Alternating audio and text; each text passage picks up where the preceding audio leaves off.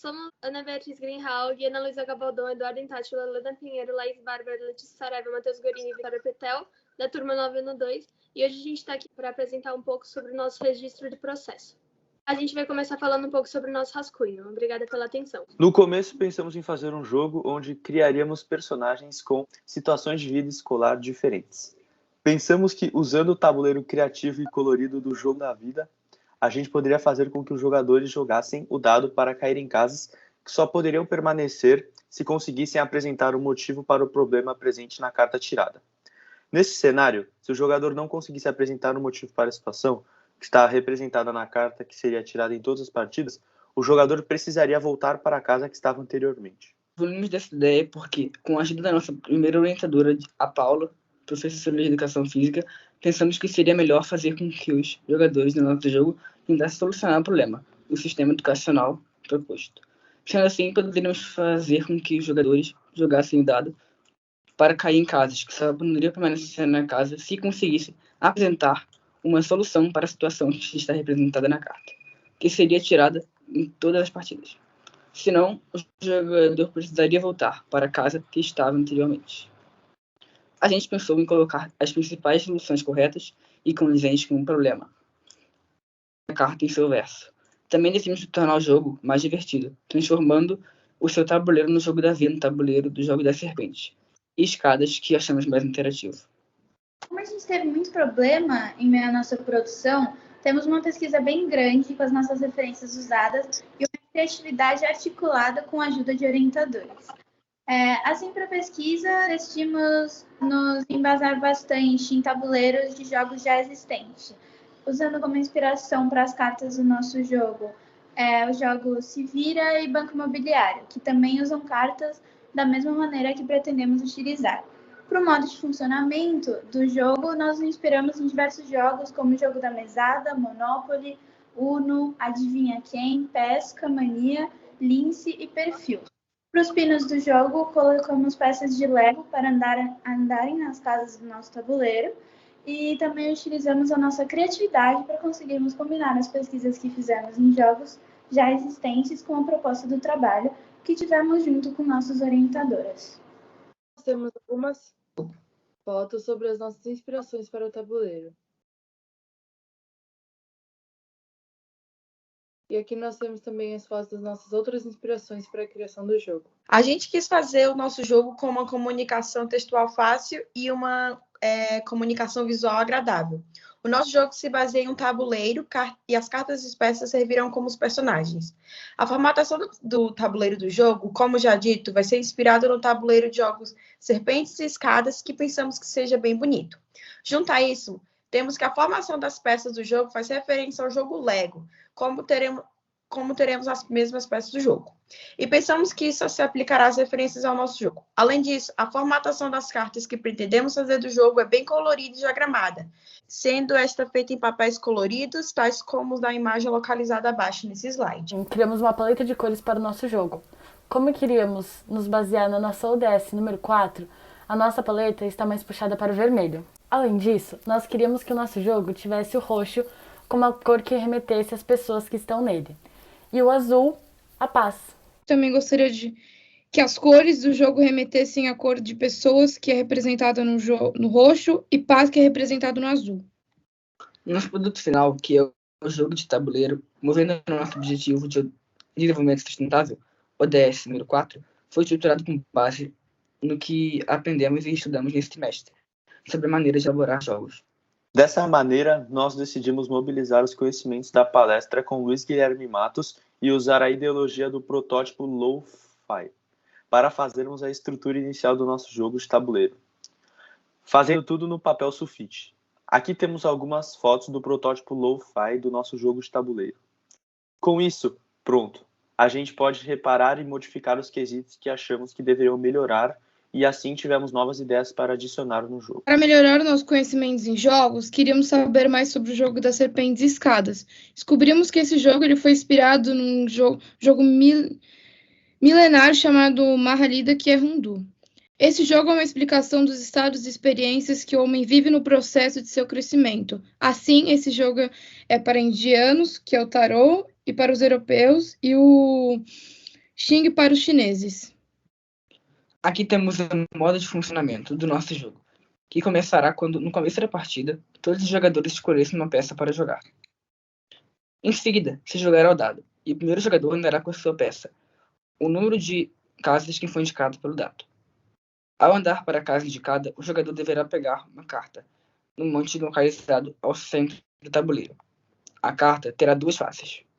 Em sua primeira face, constará uma situação hipotética que o jogador irá viver no jogo, tais como distúrbios mentais, falta de acesso escolar, má qualidade de ensino, falta de escolas, etc.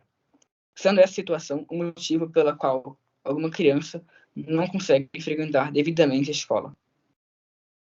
Com esta informação, os jogadores serão levados a refletir das possíveis soluções para este problema. O jogador terá então que escolher uma solução para o problema em questão sem olhar as possíveis soluções para este problema que estarão no verso da carta. Se a solução proposta pelo jogador for uma resposta condizente com o tema tratado e em questão, a peça poderá permanecer nesta casa.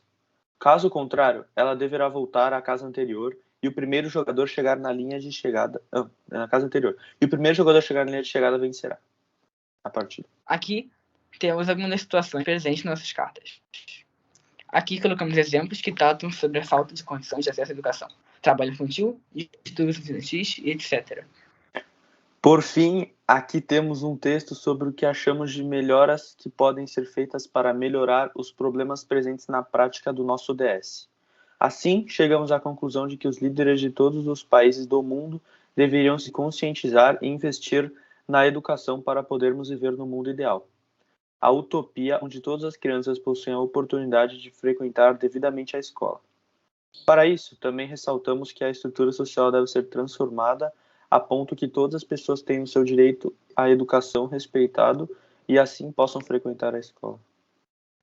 A gente tem que essa questão foi tratada e discutida no jogo, porque a gente tem momentos do jogo em que isso acontece e que os jogadores têm a oportunidade de pensar e elaborar questões que possam melhorar esses problemas que foram tratados e que, embora esses personagens fictícios não sejam reais, os problemas deles de não frequentarem a escola devidamente, infelizmente, são reais.